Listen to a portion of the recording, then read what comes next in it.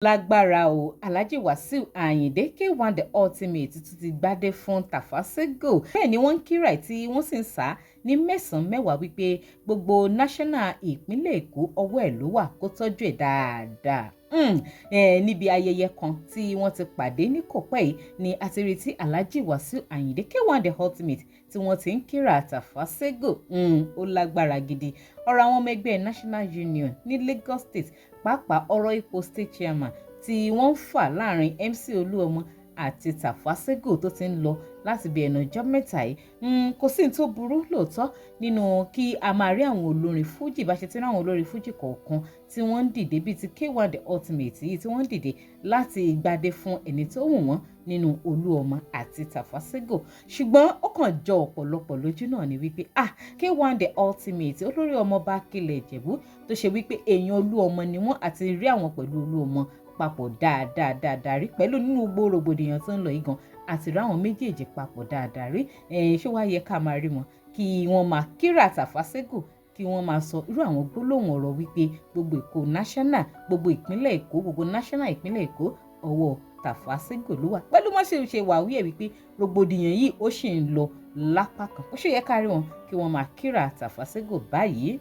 Bẹ́ẹ̀ ni ó jẹ́ kọ́pọ̀ máa wá wò gan wípé kí ló ń ṣẹlẹ̀ gan ibo gan ni Alhaji Wasiu Ayinde K1 the ultimate ibo gan ni wọ́n fì sí ṣápọ̀ ọ̀tún ni àbápá òsì àbí wọ́n ń try láti wà ní middle ni bó ló ṣe ń lọ gangan. Ẹ̀yin èèyàn mi mo kí yín káàbọ̀ sórí ìkànnì DIGINAIJA television lẹ́ẹ̀kan sí bẹ́yìn bá ṣe ń láǹfààní láti máa darapọ̀ mọ́ mi lórí ìkànnì ẹ má gbàgbé láti máa follow DIGINAIJA online tv lórí Facebook link kan wà ní comment section fídíò tó máa gbé yín lórí Facebook page wa lórí YouTube ẹ máa bá mi tẹ subscribe button tó wà ní abẹ́ fídíò yìí kẹ́sì máa bá mi like and share ẹ máa bá mi pín káàkiri kó máa lọ lórí ayélujára. Ẹ ṣeun bẹ́ẹ̀ ṣe ń ṣe bẹ́ẹ̀ kí ohun tí mò ń sọ nípa Alhaji Wasiu Ayinde K1 the ultimate àti Tafa Sego kó bá lè yé ẹ̀yin èèyàn mi yékéyéké ẹ jẹ́ ń gbé fọ́nrán ọ̀hún wọlé báyìí kẹ́ gbọ́ gbogbo bí Alhaji Wasiu Ayinde bí wọ́n ṣe kíra Tafa Sego níbi pàtí tí wọ́n tún ti pàdé kẹ́sì wá máa bá mi fèrò tiyín nípa ìsí kọ́mẹ̀ntì fọ́nrán ọ̀hún rèé ẹ jẹ́ àjọwọ́.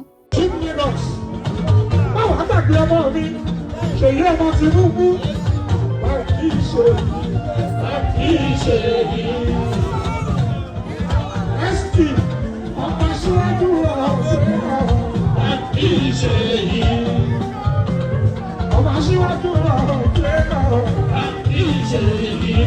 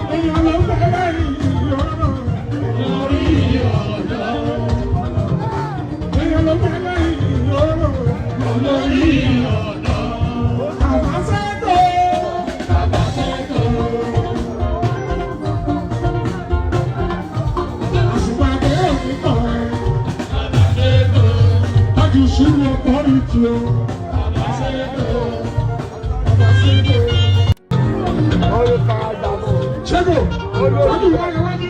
pẹ̀lú múrí. Sego ni.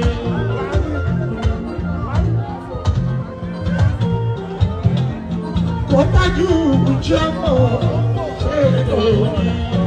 Ọlámilé kan, ọwọ́ ẹ̀ méjèèjì dà. Tájú ọwọ́ ẹ̀ méjèèjì dà. Lókè.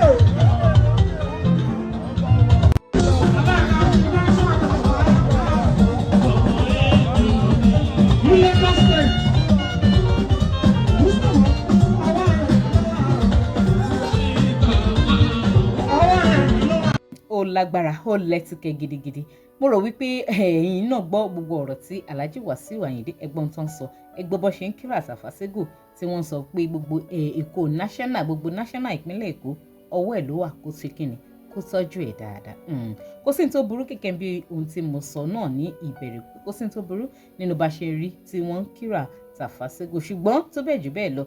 bí ọ̀pọ̀ wa ṣe mọ̀ wípé wọ́n súnmọ́ olú ọmọ dáadáa tímọ́tímọ́ olú ọmọ ni wọ́n ń ṣe ǹjọ́ yẹ kí a máa rí wọn nínú irú situation yìí kan máa kíra Tafa Sego bẹ́ẹ̀ yẹn nítorí ó jẹ́ kí ọ̀pọ̀lọpọ̀ gan máa wò pé ibo gan ni Alhaji Wasiu Ayinde ibo náà fì sí ní apá méjèèjì ṣàpọ̀tún ni àbápá òsì bẹ́ẹ̀ ni kí lèrò tiyín ojú wo lẹ́yìn fi wò àbí ṣẹ́yìn lérò wípé kò sí big deal nínú gbogbo ohun tí Alhaji Wasiu Ayinde ṣe yìí ẹ máa fòpinion tiyín sí kọ́mẹ̀ntì ẹ má wàá gbàgbé láti máa follow DIGINAIJA online TV lórí Facebook link tó wà ní comment section video yìí ó máa gbé yín lórí Facebook page wa lórí YouTube ẹ máa tẹ subscribe button tó wà ní abẹ́ fídíò yìí kẹ́sì máa bá mi like and share kó máa lọ lórí ayélujára ẹ ṣeun tẹ́ ẹ darapọ̀ mọ́ mi ní gbogbo ìgbà